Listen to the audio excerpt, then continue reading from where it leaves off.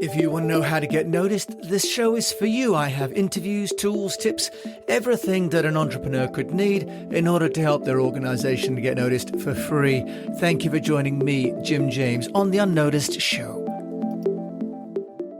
We all talk about the customer journey, but how many of us have mapped out our customer journey so that those people that we would like to do business with us would find us and get to like us and to trust us and eventually to give us their money?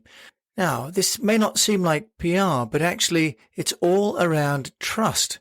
And public relations creates trust with people that may or may not have ever have met you.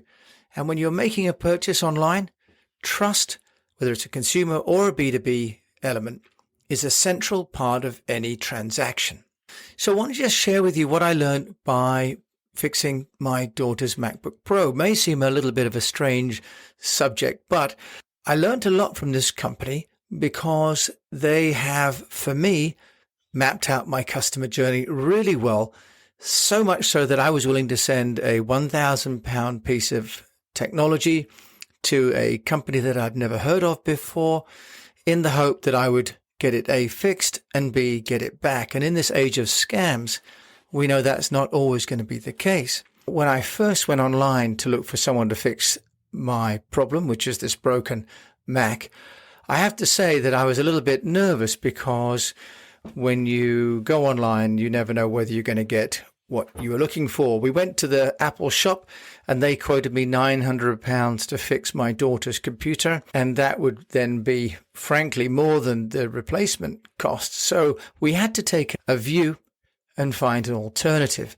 Now, I looked online and it was both an ad, but also top of the search rankings, macbook-repairs.co.uk, and came up with very simple and easy to read, open for mail-in repairs as normal, no fix, no fee, free £1,000 insured drop-off label and return courier, 12-month warranty and a phone number.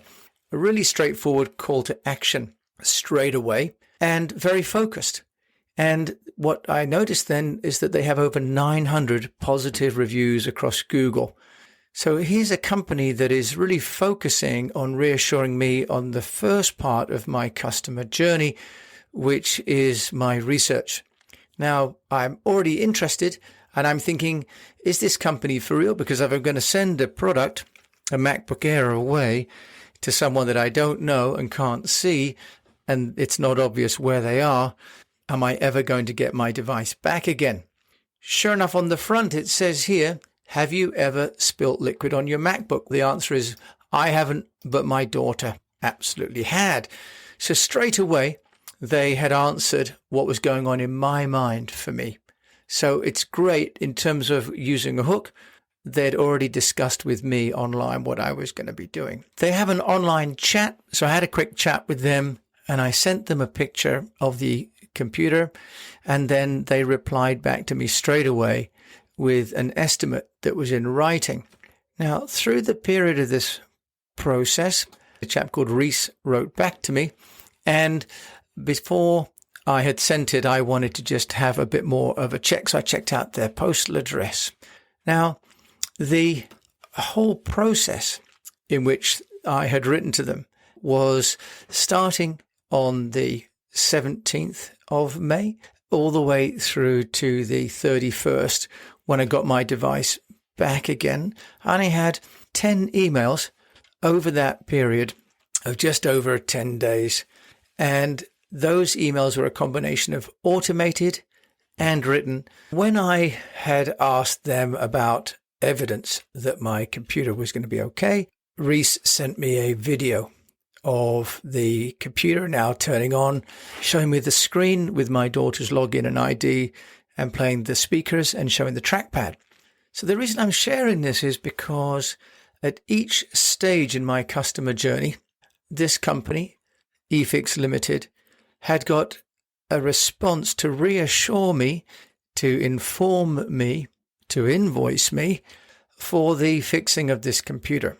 Now, the reason I'm sharing this is because how many of us run a business where a main part of the objection to working with us is an anxiety, is a concern that person has not seen me, hasn't seen anyone else, can't see a physical office or a physical shop. And on that customer journey, that avatar, that person that we have profiled to be our customer, gets lost. They drop on and off. Now, what I liked about the eFix people was I sent them an inquiry and I got a written quote, very detailed, explaining to me what was going to be happening. Then, once I'd committed, they sent me a label to print off, and I was able to box up my computer and send it away. And then they were able to let me know they'd received it, and they let me know that they were fixing it. Then they sent me a quote to say this is the piece that actually we need to fix.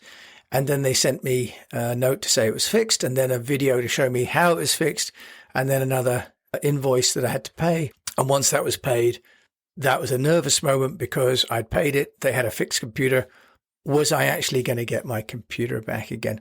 And I think that's where the involvement of a human, Reese, writing to me to give me reassurance, got me across the line. Of course, at that stage, I was already committed because I had sent them the computer and I'd sent them the money. So if they'd wanted to, they could have walked away.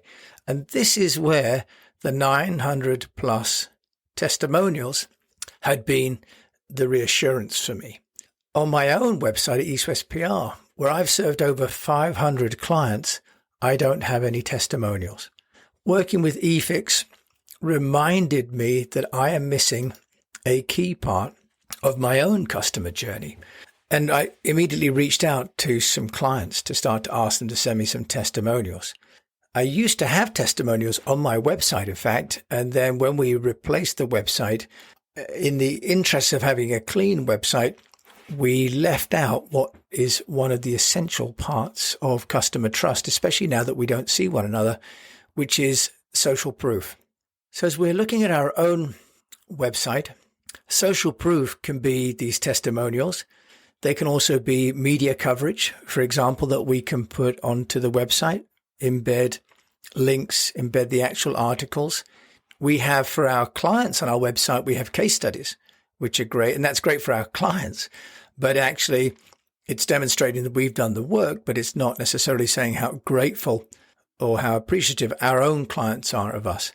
I started a Trustpilot review site, but for the business to business, we get so few. I think I'm going to be better off just having reviews that I ask clients to send me, and I'll just embed them into my WordPress site through the gallery. I think it'd be easier because I don't have a huge volume. But the customer journey is really what I wanted to share today. This idea that whether it's a company or it's an individual, the number of stages we go through from looking for the solution to finding a potential solution to being reassured that the company we're looking at understands our problem, to taking that leap of faith to engage that company and getting reassured that was well taken, then entering into the engagement itself, and to have all these emails coming in over a 10-day period at each critical stage of the work showed to me this was a company that had process and also understood the need for my reassurance. How many of us have businesses where we don't communicate with customers until the product is delivered, and the customer may or may not be waiting for details about how the project is going? Is there any way that we can improve that through using tools? Is there any way that we can improve that by using tools, for example, like ClickSend, which we've now embedded into our Zoho CRM? And we use that now to send people a message to say that we've sent them, for example, an important briefing book. So as we've moved away from one another and we don't see each other as much, the customer journey and understanding that is a key part of what we need to do for our businesses. And how can we do that? One is just to very simply write it down. The other one is there's a company called Creately, for example, which has a nice way of making your customer journey map. And that is free to use. And I'll put a link to that in the show notes. You can also use one called totango.com, miro.com. Also, some of the bigger ones like SEMrush have got customer journey mapping tools.